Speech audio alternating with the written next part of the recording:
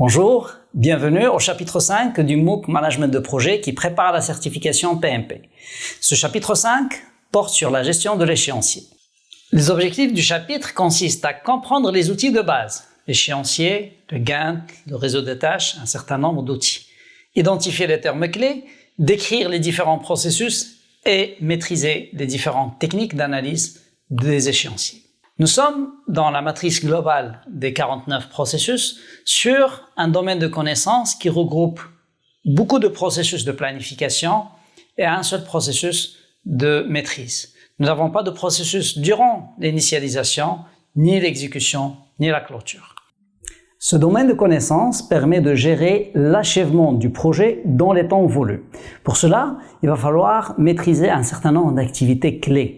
La première activité consiste à identifier l'ensemble des tâches ou des activités nécessaires pour réaliser les travaux du projet. La deuxième consiste à estimer le temps. La troisième consiste à séquencer, établir un ordre de séquencement de l'ensemble de ces activités selon une chronologie bien établie. Nous avons deux façons de présenter l'échéancier, soit un échéancier de masse, dans lequel on reprend les grandes lignes de projet, soit un échéancier détaillé sous forme d'un diagramme de Gantt, dans lequel on va mettre toutes les activités détaillées et même les périodes de temps qui sont beaucoup plus précises comme les semaines. Contrairement à un échéancier sommaire dans lequel on ne met pas de période courte de temps, on est sur des semestres ou des trimestres et uniquement sur les grandes lignes des activités. Sur les deux, on parle de diagramme à barres, mais un diagramme à barres qui est sommaire sera plus utilisé pour communiquer avec les autres parties prenantes. Un diagramme à barres qui est le diagramme de Gantt détaillé qui sera plus utilisé pour communiquer avec l'équipe du projet. Nous passons maintenant à la description des processus. Le premier processus consiste à planifier le management de l'échéancier, qui est également un processus méthodologique. Ce processus-là permettra d'établir les politiques internes, les procédures, documenter la planification, le développement, la gestion, l'exécution et la maîtrise de l'échéancier du projet. Pour cela, nous avons besoin d'un certain nombre d'inputs. Le plan de management de projet, la charte du projet, les facteurs environnementaux et les actifs organisationnels. Le plan de management de l'échéancier permet par exemple d'établir des éléments suivants. Développement du modèle de l'échéancier du projet, la méthodologie de planification et l'outil de planification à utiliser pour l'élaboration des modèles de l'échéancier du projet qui peuvent être spécifiés. Le niveau de la précision de la fourchette acceptable permettant éventuellement de valider ce plan de management de l'échéancier. Nous basons sur trois techniques de base, le jugement d'expert, les réunions et les techniques analytiques. L'output principal serait le plan de gestion du projet qui est un plan subsidiaire par rapport à l'ensemble du plan de management de projet. Deuxième processus de planification dans ces thématiques, c'est définir les activités. En quoi consiste la définition des activités? C'est une identification et une documentation des actions spécifiques à entreprendre pour produire les livrables du projet. Pour cela, nous devons nous baser sur 4 inputs, toujours le plan de management de l'échéancier, les références de base de contenu, les facteurs environnementaux et les actifs organisationnels que nous retrouvons assez souvent dans l'ensemble des processus. Les outils techniques, principale technique, c'est la décomposition et on parle également de la planification par vague. Celle-ci, elle est spécifique. C'est quoi une planification par vague? C'est une technique de planification itérative, selon laquelle les travaux à réaliser à court terme sont planifiés en détail, tandis que les travaux à réaliser à long terme le sont à un niveau moins détaillé parce qu'on est dans l'ambiguïté, on n'est pas encore dans la maîtrise totale du niveau de détail de ces activités-là. Puis également, pour la simple raison, c'est que plus on avance dans l'horizon du temps, plus le niveau d'incertitude augmente. Donc, ça ne sert à rien d'essayer de détailler de manière très avancée des activités qui vont se dérouler dans un horizon de temps un peu éloigné. Les composants de chaque activité évoluent dans le temps au cours des étapes initiales du projet. Le jugement d'expert fait partie également des outils nécessaires pour réaliser ce processus parce qu'on est dans une logique un peu prédictive et pour pouvoir prétendre ce qui devrait être réalisé comme activité, il va falloir faire appel à des experts qui ont déjà travaillé dans des projets similaires.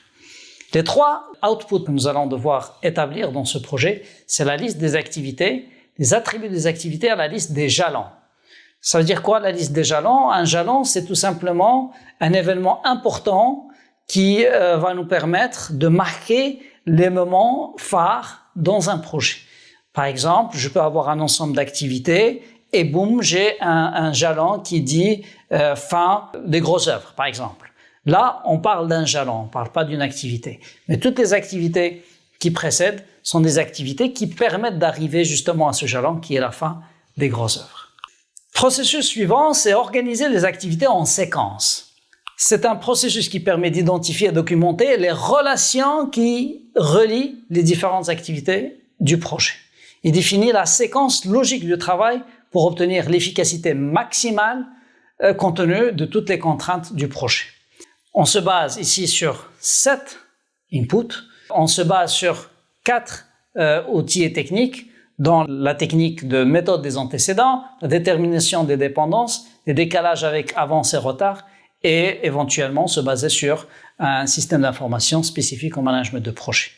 Nous allons détailler ces techniques cette fois-ci parce que ce sont des techniques spécifiques à la gestion de l'échéancier et nous allons les voir une à une dans les slides qui suivent. Commençons par la méthode des antécédents.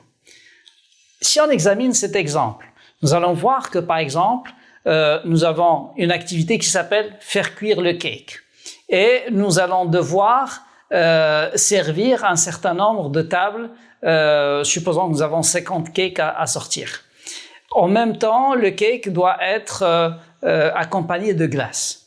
Bien, première activité qui est faire le cake pourrait se faire en parallèle avec une deuxième activité qui est préparer le glace parce que ce sont des activités qui n'ont pas de lien de dépendance fin-début. Par contre, si on n'a pas encore commencé à préparer les cakes, ça ne sert à rien de commencer à préparer les glaces parce que les deux vont ensemble. Le type de lien dans ce cas-là serait un lien de type début à début. Le déclenchement de début de la cuisson des cakes pourrait déclencher le début de la préparation des glaces. Par contre, décorer les cakes ne peut se faire qu'une fois on a fini la cuisson. Donc, le type de lien qui existe ici, c'est un lien de type fin-début. Si on arrive maintenant à la livraison, on ne va pas attendre de finir la décoration de tous les cakes pour commencer la livraison. Donc, on pourrait éventuellement commencer à livrer chaque cake qui a été décoré. Et pour cela, nous allons entamer la livraison un petit peu en décalage par rapport à la décoration, mais l'essentiel, c'est qu'on va arriver pratiquement à la même fin. Quand on aura fini de décorer, ça marquera la fin de la livraison des cakes. Donc ça, c'est un lien de type fin à fin. Nous avons maintenant un lien particulier qui est début à fin, qui est très rarement utilisé, mais imaginons que vous avez entamé la livraison. Il faut que la facturation soit préparée bien avant pour que la fin de la facturation correspondrait au début de la livraison. Donc, c'est un type de lien qui est début à fin. Ça, c'est la méthode des antécédents. Elle est essentielle pour pouvoir ordonnancer vos activités. Deuxième technique, c'est la détermination des dépendances. On parle de plusieurs types de dépendances. Les plus importants, ce sont des dépendances obligatoires et les dépendances externes. Nous avons ici un exemple d'un réseau de tâches ou d'activités. Nous avons 2 tâches, une qui s'appelle installer des goulottes et l'autre qui s'appelle acheter du câble réseau. Ce sont des tâches qui ne sont pas interdépendantes. Ce sont des tâches qui peuvent se faire en parallèle. Par contre, câbler le réseau, elle dépend de la fin des deux précédentes tâches, installer les goulottes et acheter le câble réseau. Cette dépendance-là, on va la qualifier de dépendance obligatoire. Tant qu'on n'a pas fini d'installer les goulottes, on ne peut pas commencer à câbler le réseau. Par contre, nous avons 2 activités, recevoir la fourniture réseau et tester le réseau. Ces 2 activités-là, ils sont liés par une dépendance externe parce que la fourniture provient d'un prestataire extérieur et je n'ai aucune maîtrise de ces activités-là parce qu'ils sont externes. La dépendance est qualifiée d'une dépendance externe. Troisième technique à maîtriser, c'est la technique de décalage, soit avec avance, soit avec retard. Qu'est-ce que ça signifie? On parle ici de retarder une activité par rapport à sa prédécesseur. Quand on parle, par exemple, d'une activité, par exemple, prenons la peinture d'un mur qui devrait se terminer après 2 jours de travaux, et on a une activité qui s'appelle décorer le mur, qui va se faire par un autre intervenant. Eh bien, décorer le mur ne peut pas être tout de suite après la fin de la peinture, parce qu'il y a un temps de séchage qui s'impose. Et pour cela, il va falloir rajouter, même si le lien, c'est un lien fin-début, mais on ne va pas l'énoncer de cette manière. On ne va pas dire la fin de la peinture elle correspond au début de la décoration. Non, il va falloir laisser le temps de séchage. Ce temps-là, on va l'appeler un décalage avec retard. Si le séchage nécessite 2 jours, eh bien, il va falloir retarder l'activité suivante de 2 jours.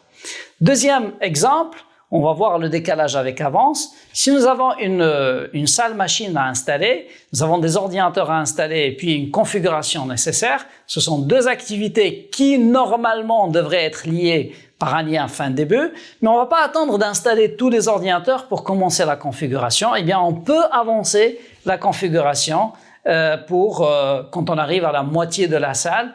Quand on arrive à installer la moitié des ordinateurs, on pourrait entamer la configuration des ordinateurs, qui pourrait se faire d'ailleurs par 2 intervenants différents. Ça, c'est un décalage avec avance.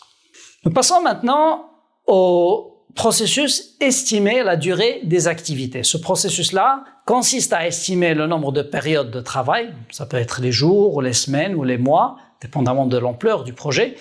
En tout cas, les périodes requises pour accomplir chacune des activités avec les ressources estimées. Donc, quand on va estimer le temps nécessaire pour réaliser une activité, il ne faut pas perdre de l'esprit que cela doit se faire au regard des ressources dont on dispose. Si je dois développer un module informatique, si je ne dispose que d'un seul programmeur, il va falloir que j'estime le temps de développement par rapport à ma capacité qui est d'un seul programmeur. Mais si je dispose de 3 programmeurs, eh bien l'estimation va être beaucoup plus courte.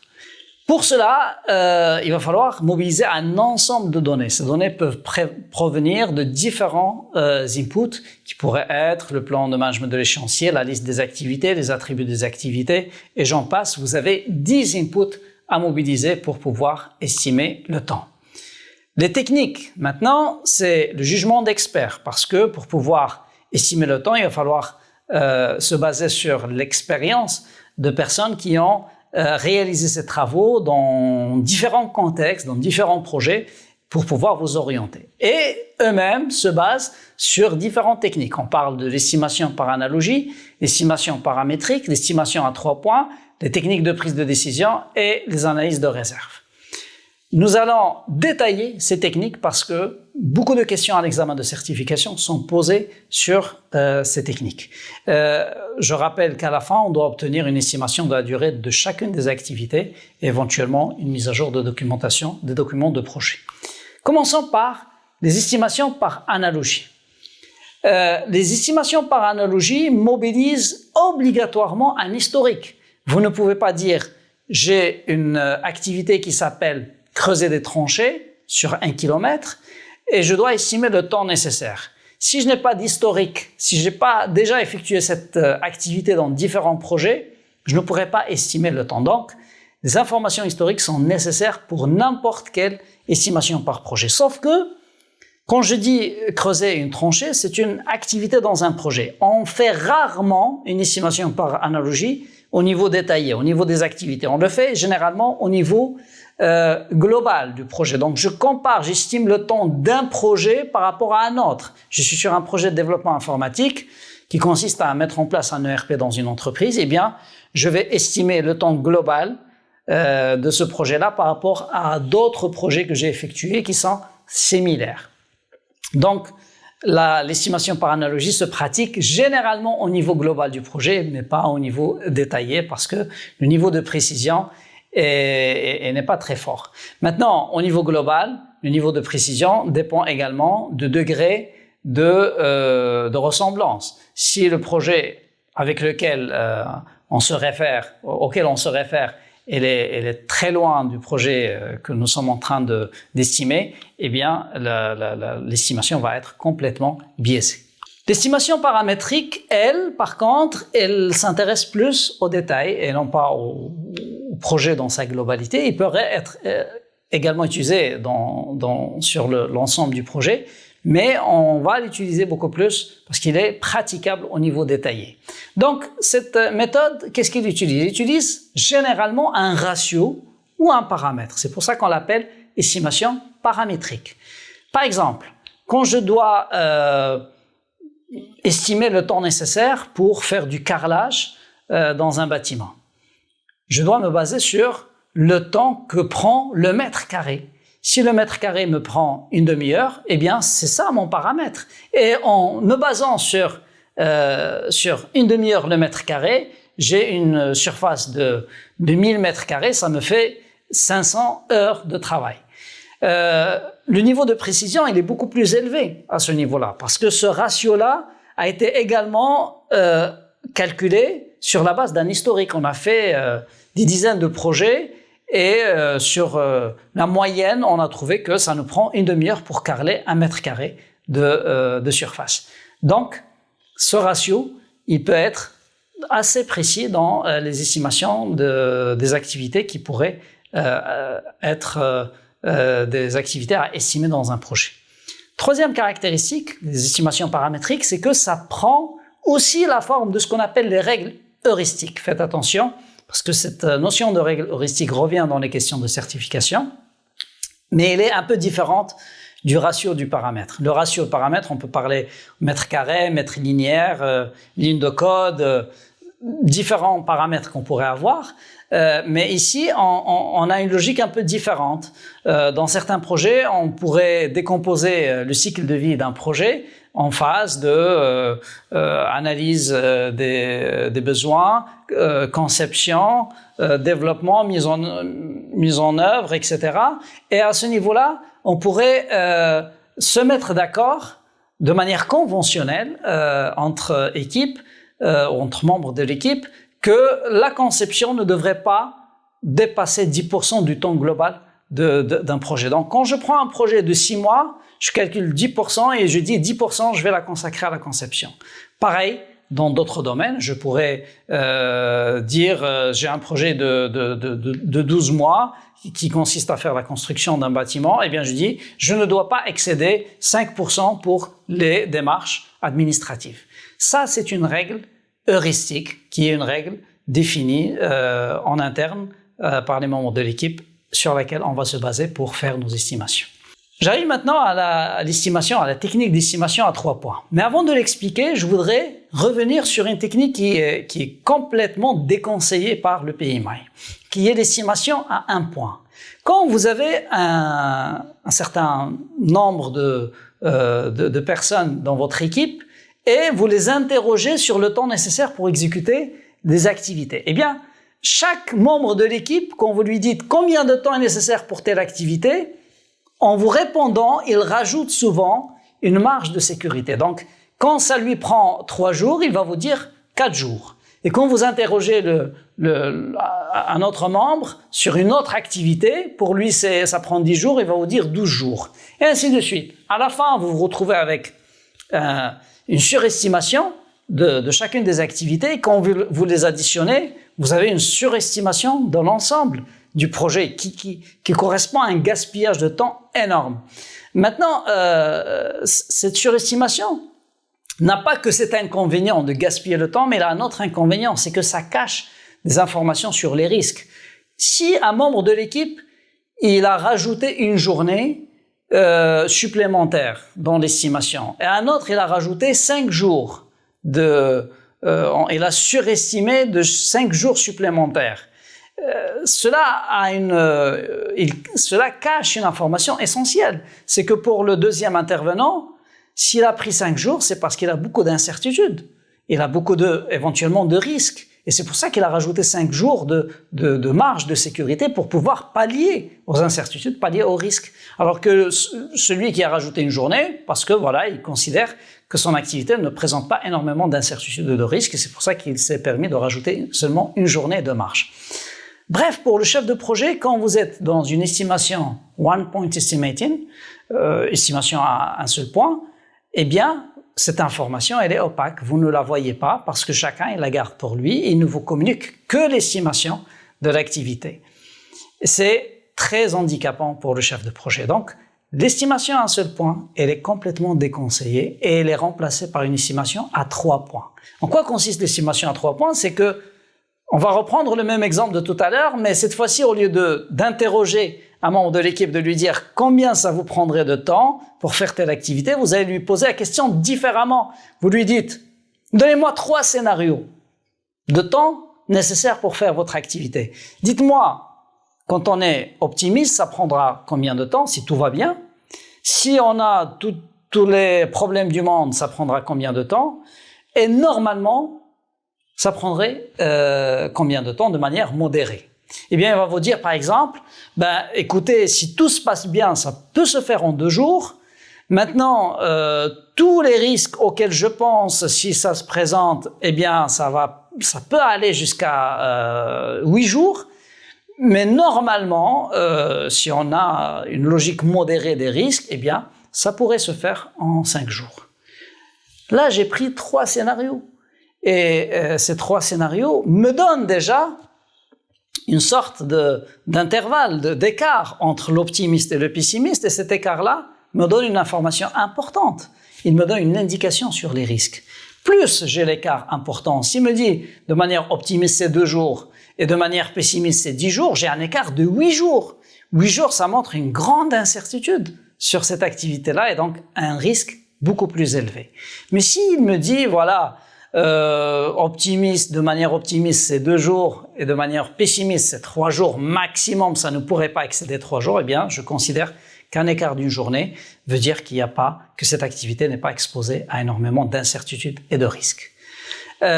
Pour cela, on mobilise 2 méthodes parce qu'à la fin, on va pas établir notre planification, notre échéancier sur la base de 3 chiffres, l'optimiste, le modéré et le pessimiste. On a besoin d'un seul chiffre. Il va falloir les combiner et obtenir un seul chiffre. Pour les combiner, on a 2 méthodes possibles. Soit on fait la moyenne normale, ce qu'on appelle la moyenne triangulaire, soit on fait une moyenne pondérée, et ce qu'on va appeler aussi distribution bêta. Donc on a la distribution triangulaire ou distribution bêta. La distribution bêta est une distribution qui se base sur un coefficient de pondération. Nous voyons dans ces formules que pour l'estimation bêta, on utilise un coefficient 4. Donc le pessimiste, P, plus 4M plus O divisé par 6. Par exemple, quelqu'un vous dit le scénario pessimiste, ça prend 2 jours, le scénario modéré, ça prend 3 jours, et le scénario optimiste, ça prend 5 jours, eh bien, on va faire 2 plus 4 fois 3, ça fait 12, plus 2, ça fait 14, plus 5, ça fait 19. Et le résultat, je le divise par 6, je vais obtenir 3, quelque chose, et ces 3, ça correspondrait à l'estimation que je recherche. Donc, j'ai finalement une seule valeur. L'écart type, c'est le pessimiste moins l'optimiste divisé par 6. Donc, je prends les 5 jours, moins les 2 jours, ça me donne 3 jours, je divise par 6, ça me donne 0,5. Donc, j'ai un écart type de 0,5 qui me donne une indication sur l'incertitude ou le risque. Pour récapituler tout ça, examinons les données de ce tableau. Nous avons des activités A, B, C, D. Nous avons des scénarios pessimistes, modérés, optimistes. À partir de là, on calcule une durée estimée. Ici, on se base sur la distribution bêta, c'est-à-dire un coefficient 4 pour le modéré, coefficient 1 pour le pessimiste, coefficient 1 pour l'optimiste. On dégage un écart type standard qui se calcule sur la base de P moins O, le pessimiste moins l'optimiste. Dans le cas de l'activité A, c'est 47 moins 14, que je divise par 6, ça me donne un écart type standard de 5,5. Et j'utilise cet écart type standard pour définir une sorte d'intervalle d'estimation. Donc, la durée estimée qui est de 28, moins 5,5, ça donne 22,67, plus 5,5, ça donne 33,67 et ça définit les limites de l'intervalle. Donc, l'activité A pourrait se dérouler dans un intervalle de 22 et 33 jours. En regardant l'ensemble de ces activités-là, on pourrait se poser quelle activité qui comporte le plus de risques. À votre avis, ce serait quelle activité? Eh bien, on voit bien que l'activité B, c'est l'activité qui présente le plus de risques avec un écart type standard de 8, comparé aux autres qui sont 5,5, 1,5, 2,17. Et donc, c'est l'activité B qui comporte le plus de risques et d'incertitudes. Passons maintenant au dernier processus de planification par rapport à l'échéancier, qui est élaborer l'échéancier. Donc là, on arrive à un processus qui se base sur tout ce qu'on a fait jusqu'à maintenant pour sortir finalement ce document essentiel pour commencer l'exécution, qui est élaborer l'échéancier. Élaborer l'échéancier, c'est élaborer le modèle de l'échéancier du projet. On parle de modèle parce que l'échéancier va vivre au rythme de plusieurs modifications au fil du temps. Quand on exécute des travaux, il y a des choses à replanifier, il y a des choses à retarder, il y a des choses à avancer. Et donc, on a un modèle au départ à partir duquel on va apporter sur lequel on va apporter des changements.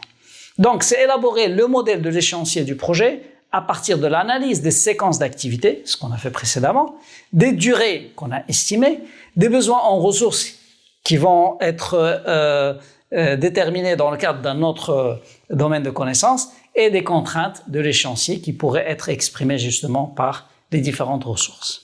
Regardez ici, l'élaboration de l'échéancier est sans doute le processus qui mobilise le plus d'input avec 13 données d'entrée.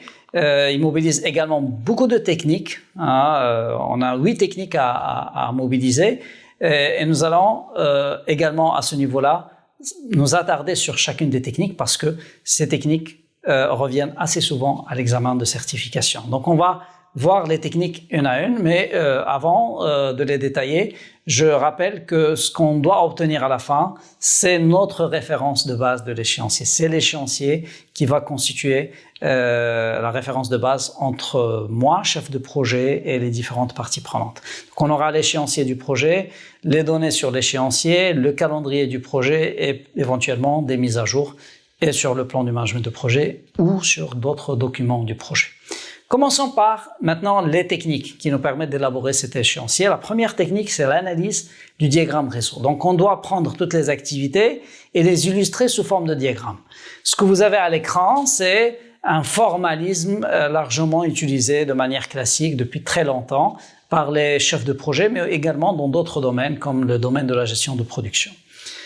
Nous avons ici un tableau qui reprend 5 activités: installation, fondation, gros œuvre, travaux techniques et finition, avec une estimation de durée, 10, 20, 7, 5 et 20 jours. En représentant ces activités-là et en nous basant sur les liens de dépendance entre les différentes activités, on pourrait dessiner le réseau qui s'affiche sur l'écran. Maintenant, qu'est-ce qu'on fait en analysant ce diagramme? On va essayer de travailler dessus pour obtenir la première chose, c'est le chemin critique. Nous allons voir qu'est-ce que c'est que le chemin critique, mais comment on le calcule. Premièrement, vous avez pour chaque activité un certain nombre de cases à remplir. La première case qui comporte le chiffre 1 et correspond seulement à une numérotation. Donc vous avez 1 pour l'installation, 2 pour la fondation, 3 pour les grosses œuvres, et ainsi de suite. Donc ce n'est qu'une numérotation. En bas, vous avez l'estimation que nous avons définie pour chacune des activités, 10 jours, 20 jours, 7 jours, etc. Et ce que je viens d'ajouter, c'est le 0 qui correspond à la date de début éventuelle de la première activité qui est l'installation. Si on commence le jour 0, eh bien on va terminer au plus tôt quel jour? On va terminer le jour 10. Donc 0 plus 10 égale 10. Le 10 qu'on a obtenu ici dans la date de fin d'installation va correspondre à la date de début de l'activité qui suit, qui est la fondation. Donc ça va être 10. 10 plus 20, ça nous donne 30. Donc les fondations devraient se terminer au 30e jour. Le 30 va correspondre à la date de début des grosses œuvres et des travaux techniques. Donc 30 plus 7 pour les grosses œuvres se termineront le 37e jour et les travaux techniques vont se terminer le 35e jour. On arrive aux finitions. Les finitions, ils ont deux prédécesseurs, les grosses œuvres et les travaux techniques. Quelle serait la date de début qu'on va prendre pour les finitions? Est-ce que ça va être 37 ou 35? Bien naturellement, on va prendre 37 parce que c'est la date la plus tardive et qui nous garantit que les travaux techniques aussi sont terminés. Donc les finitions vont commencer le 37e jour, plus 20 jours que ça prend, ça correspond à 57 jours. Donc première chose qu'on a pu établir grâce à l'analyse de ce diagramme, c'est que ce projet-là pourrait se faire en 57 jours.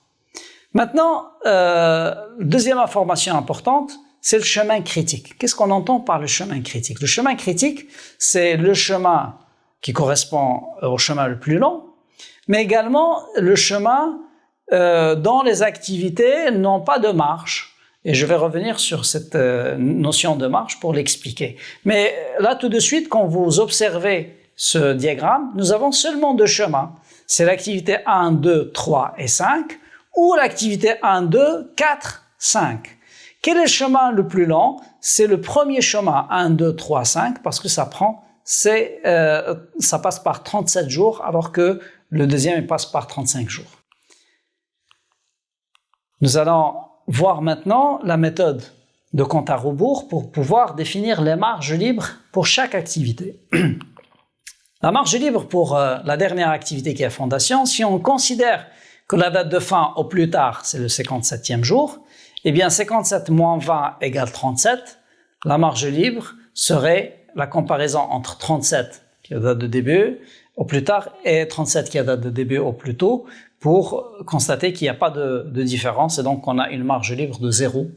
Il y a pratiquement pas de marge sur l'activité de finition. Je continue le chemin inverse.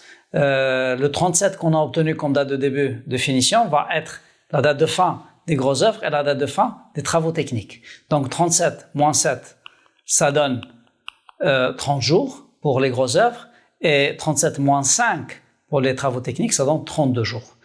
Je prends entre 30 et 32 la valeur la plus faible qui est de 30 jours qui va correspondre aux fondations. Donc 30 moins 20, 10 et 10 devient la date de fin pour les installations et 10 moins 10 égale 0. Maintenant, vous allez comparer les dates de début au plus tôt avec les dates de fin au plus tôt. Donc la case supérieure avec la case inférieure.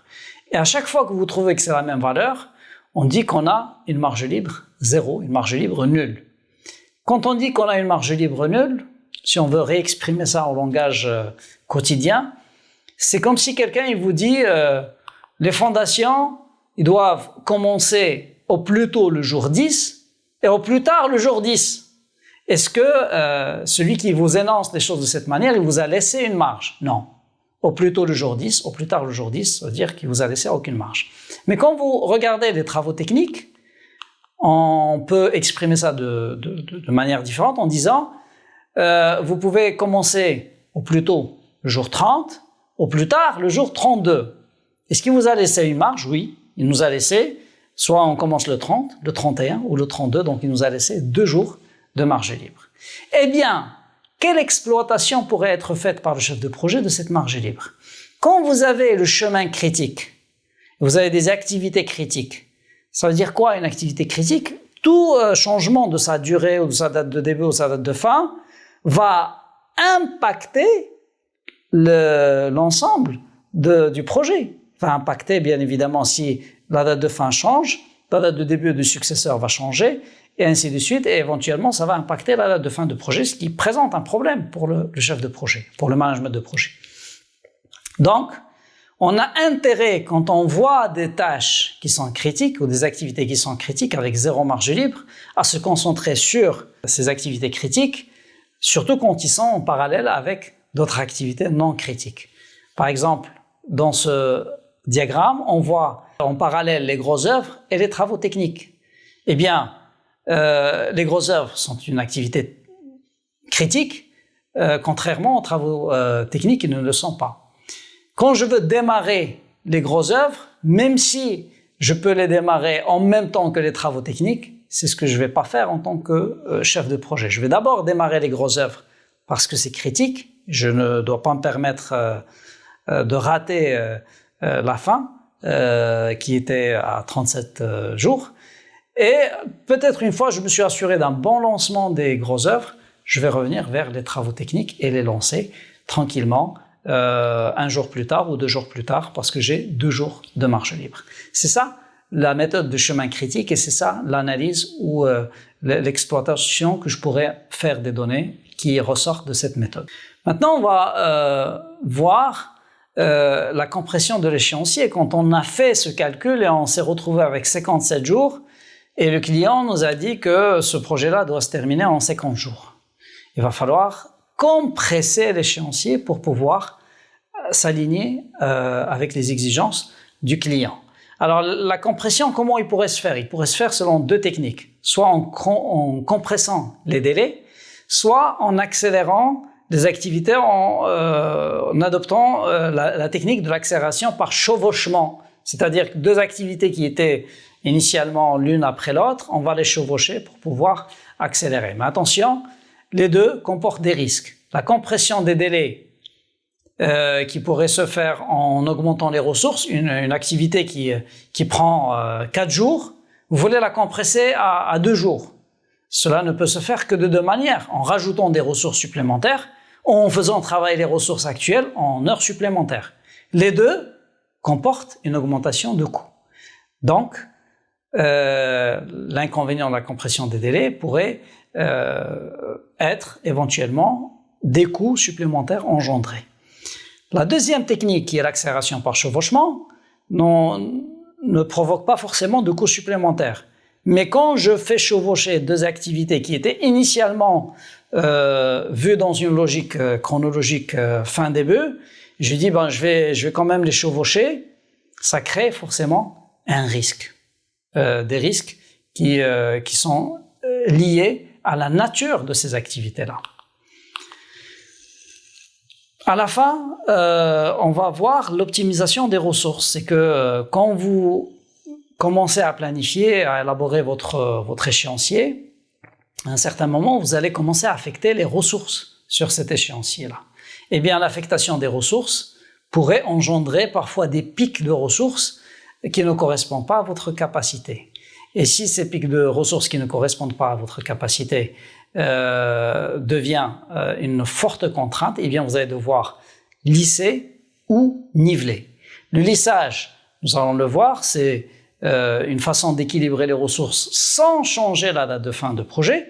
Et le nivellement, c'est descendre au niveau des ressources pour pouvoir, bien évidemment, vous aligner à votre capacité limitée, mais cela implique éventuellement le dépassement de la date de fin de projet. Regardons cet exemple.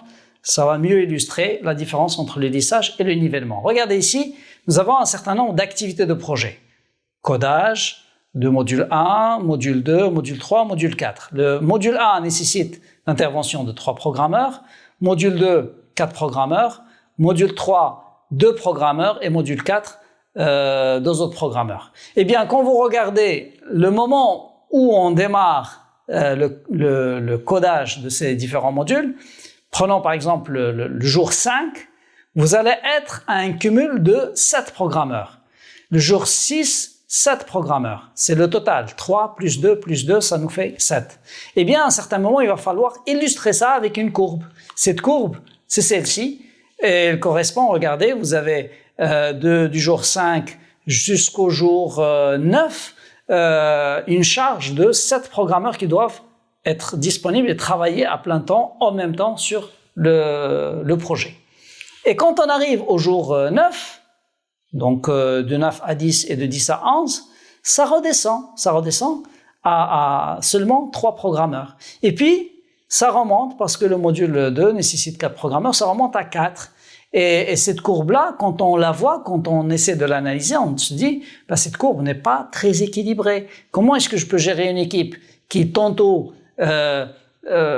fait travailler 7 programmeurs et tantôt il fait travailler 3 et puis 4, etc. Donc, c'est pas très équilibré comme courbe dans le temps et c'est pas très convenable pour le chef de projet qui gère des équipes. Eh bien, est-ce qu'il y a quelque chose que je pourrais faire sur la planification, sur l'échéancier ou sur mon diagramme de Gantt et qui pourrait impacter positivement cette courbe de charge? Oui, en déplaçant éventuellement une des activités de codage quelque part, sans bien évidemment casser les liens de dépendance entre les activités ni décaler la fin de projet, eh bien je pourrais le faire en déplaçant le module 4 un peu plus tard. Et ça donne une nouvelle configuration. Regardez, on obtient le module 4 qui démarre au jour 9, on obtient ce graphique-là de ressources qui est un graphique beaucoup plus équilibré que tout à l'heure. Nous voyons une stabilité des ressources à 5 programmeurs pendant du jour 5 jusqu'au jour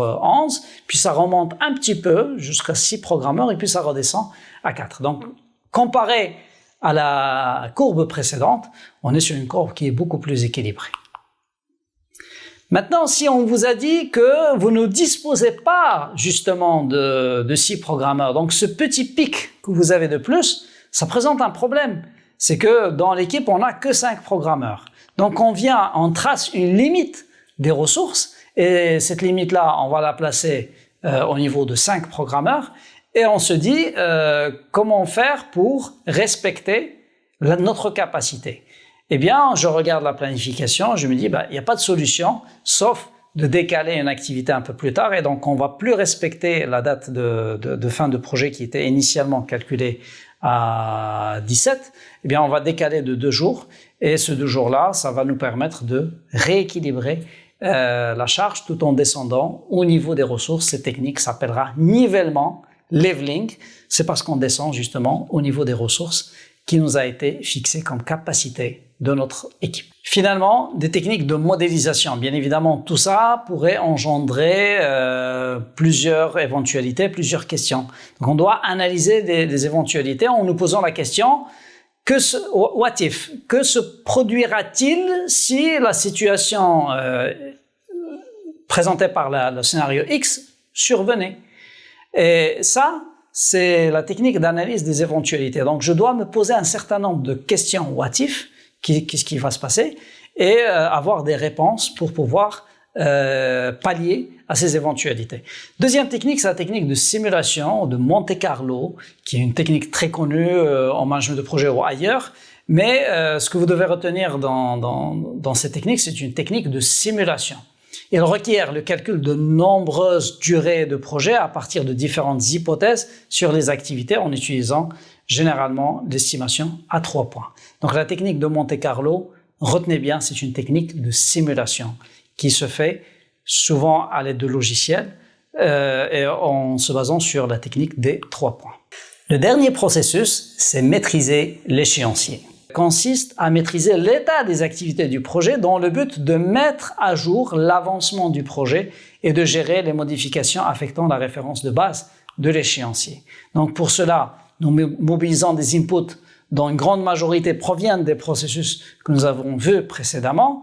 On va se baser sur des techniques de revue de performance, on va se baser sur un logiciel de gestion de projet qui pourrait servir de base de données dans laquelle on a mis toutes les données relatives à nos estimations, au temps, au budget, etc. Et des techniques d'optimisation de ressources comme on vient de le voir tout à l'heure. Si bien évidemment on a fini la planification, en rentrant dans l'exécution, on retrouve de nouvelles contraintes de ressources, et bien réappliquer les techniques d'optimisation, des techniques de modélisation également comme on les avait vues précédemment, les décalages avec avance et retard, la compression de l'échéancier et se baser encore une fois sur le Project Management Information System, le système d'information que vous adoptez au sein de votre organisation pour pouvoir pratiquer tout ça. Donc, les mêmes techniques qu'on a vues durant l'élaboration de l'échéancier pourraient se pratiquer également dans la maîtrise de l'échéancier.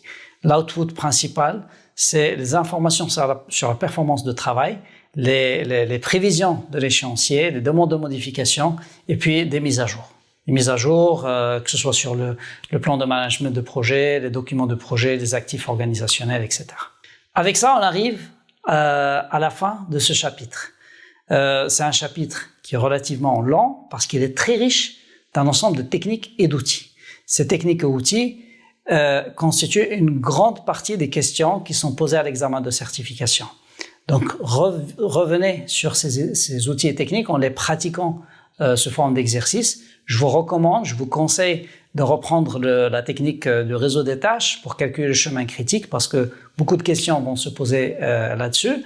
Vous devez avoir le réflexe de calcul rapide pour ne pas se tromper. Bien évidemment, les questions à l'examen restent toujours des questions à choix unique, mais vous perdez beaucoup de temps si vous n'avez pas le réflexe de dessiner un réseau très rapidement, de faire les calculs des marges libres, de calcul de chemin critique, de calcul de la durée du projet, etc. Faites attention aussi aux techniques d'optimisation et aux techniques de compression. Beaucoup de questions se posent sur les techniques de compression. Je vous souhaite une excellente préparation. Je vous donne rendez-vous au chapitre 6 qui va porter sur le management des coûts. À bientôt.